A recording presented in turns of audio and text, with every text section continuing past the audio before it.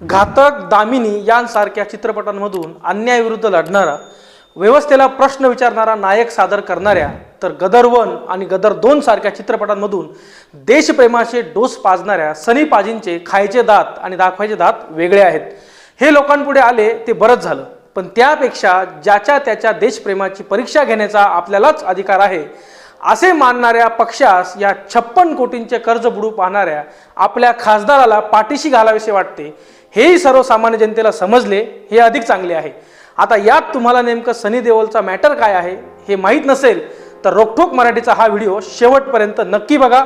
आपल्या रोकठोक मराठी या चॅनलला सबस्क्राईब करा आणि आपल्या चॅनलचे व्हिडिओज लाईक करा. बेल आयकन प्रेस करा, त्यामुळे अपडेट देखील तुमच्यापर्यंत येतील. सामान्य माणसाचा एखादा कर्जाचा हप्ता चुकला तर सळो की पळो करून सोडणाऱ्या आपल्या बँका कर्ज बुडू पाहणाऱ्या मोठ्या लोकांना मात्र जप्ती लिलावाच्या नोटिशीनंतरही फेरविचाराची सवलत देतात. तेव्हा त्यामागचा बोलविता धनी कोण असतो ते वेगळे सांगायची तुम्हाला गरज नाही. सनी देओल हे अभिनेते आहेतच, पण भाजपचे पंजाबमधील गुरुदासपूर येथील खासदारही आहेत. मुंबईत त्यांच्या जुहूमधील बंगल्यापायी 55,89,80,766 रुपयांचं बँक ऑफ बडोदाचं कर्जाचे हप्ते थकले म्हणून या बंगल्याचा लिलाव 25 सप्टेंबर रोजी होऊ घातला होता. त्यासाठी बँकेने रीतसर नोटीस सनी देओल यांना बजावली, पण आतून कोणती चक्रे कशी फिरली कोणास ठाऊक. पण 24 तासांच्या आतच ही कारवाई मागे घेण्यात आली. ही नोटीस तांत्रिक कारणामुळे देण्यात आली आणि आता सनी देओल हप्ते भरण्यास तयार आहेत म्हणून कारवाई मागे घेतली असं बँक ऑफ बडोदा म्हणते. पण महत्त्वाची बाब म्हणजे कर्जबुडीच्या प्रकरणात जप्तीची कारवाई ही सगळ्यात शेवटचं पाऊल असतं. म्हणजे कर्ज वसुलीसाठीचे आधीचे सर्व प्रयत्न बँकेने केले असणार आणि सनी देओल यांनी अर्थात याकडे दुर्लक्ष देखील केलं. वसुली होत नाही हे बघितल्यावर जप्तीची आणि लिलावाची कारवाई सुरू झाली. मग ती मागे घेण्याचे तांत्रिक कारण काय असू शकतं? आता बँक ते कर्ज भरायला तयार झाले असं म्हणते. ते कशाच्या आधारावर म्हणते? आणि 10-15 लाखांसाठी सामान्य माणसाच्या घरावर जप्ती येते तेव्हा हे तांत्रिक कारण त्याच्या मदतीला काय येत नाही?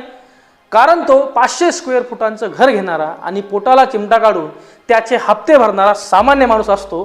तो काबाड कष्ट करत असतो.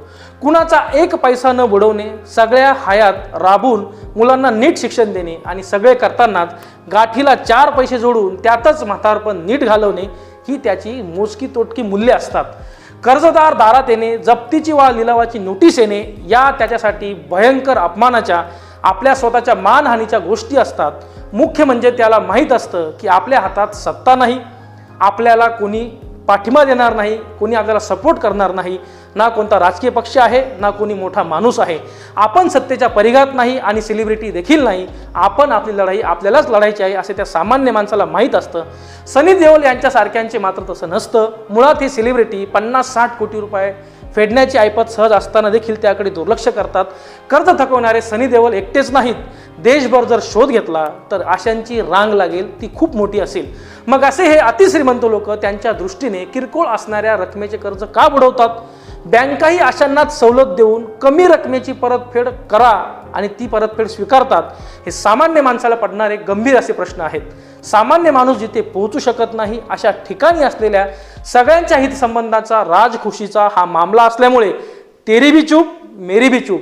सिनेमातल्या गोष्टीत पाकिस्तानात जाऊन हापसा म्हणजेच हात पंप उखडणे तसे सोपे असते, पण प्रत्यक्षात या सगळ्या हितसंबंधीय मागचा 2.5 किलो का हात हा वेगळाच असतो. हा काही एक निराळाच हात असतो.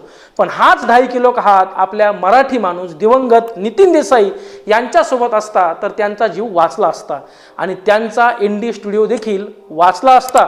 पण त्यांना कोणत्याही राजकीय पक्षाने किंवा कोणत्याही मोठ्या व्यक्तीने, ती फिल्म इंडस्ट्रीतली असो किंवा त्यांच्या परिचयाची असो, त्यांनी साथ दिली नाही. नितीन देसाई देखील दिल्लीला जाऊन काही भाजप नेत्यांना भेटले आणि त्यांनी देखील मदत मागितली, पण त्यांची निराशा झाली आणि त्यांना मदत मागूनही मिळाली नाही. परिणामी नैराश्य आणि कर्जाचा डोंगर ह्या विचारात त्यांनी आत्महत्या केली असा आरोप शिवसेना खासदार संजय राऊत यांनी केला आहे. सनी देओल सारखे जर आपले नितीन देसाई एखाद्या राजकीय पक्षाचे आमदार किंवा खासदार असते तर त्यांच्यावर ही वेळ आली नसती असंच आता म्हणावं लागेल. बँकेत आणि न्यायाच्या दारात 2 वेगळ्या प्रकारे वागणूक दिली जाते. 2 प्रकार म्हणजे सोपं. एक असतो सामान्य माणूस, दुसरीकडे असतो अतिश्रीमंत माणूस किंवा सेलिब्रिटी किंवा एक मोठा राजकारणी. बघा, विचार करा. ह्या व्हिडिओमध्ये इथेच थांबू. बँकेच्या या दुतोंडी आणि राजकीय पक्षांच्या काही ठराविक लोकांना पाठीशी घालणाऱ्या कारभारावर आपलं मत रोखठोकपणे कमेंट बॉक्समध्ये नक्की मांडा आणि नंतर लगेचच आपल्या रोखठोक मराठी या चॅनलला सबस्क्राईब करायला मात्र तेवढं विसरू नका. आपल्या चॅनलचे व्हिडिओज लाईक करा. हा व्हिडिओ आवडला असल्यास आपल्या मित्रांसोबत हा व्हिडिओ शेअर करा. धन्यवाद.